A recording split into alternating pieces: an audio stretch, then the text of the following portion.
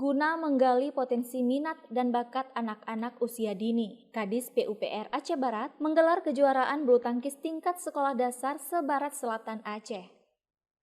Selain turnamen badminton, kegiatan lomba mewarnai bagi anak-anak juga dilaksanakan di Gedung Olahraga dan Seni atau GOS, mulai tanggal 15 hingga 17 Januari 2024.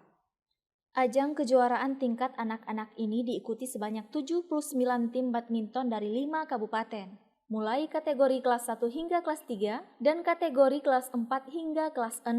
Sedangkan untuk lomba mewarnai sebanyak 50 orang dari umur 5 hingga 12 tahun.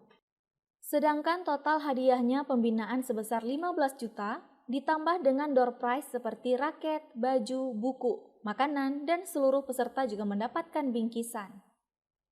Sementara itu, Kadis PUPR Aceh Barat Kurdi mengatakan, kegiatan ini bertujuan untuk mencari bibit dan bakat usia dini, yang nantinya akan dibina untuk mempersiapkan ajang O2SN dan tingkat nasional.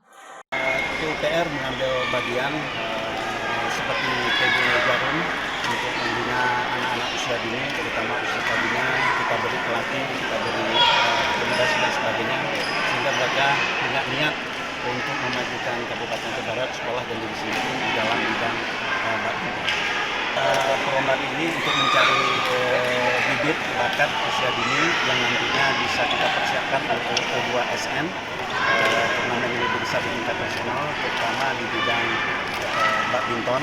Jumlah peserta turnamen ini kita anggap gembira karena ada lomba mewarnai, juga lomba badminton.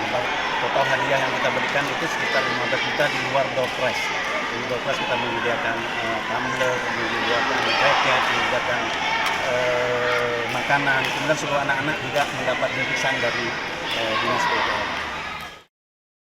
Kegiatan ini merupakan bagian dari persiapan untuk mengikuti ajang kejuaraan badminton tingkat Aceh yang akan dilaksanakan oleh pejabat Bupati Aceh Barat pada bulan Maret mendatang.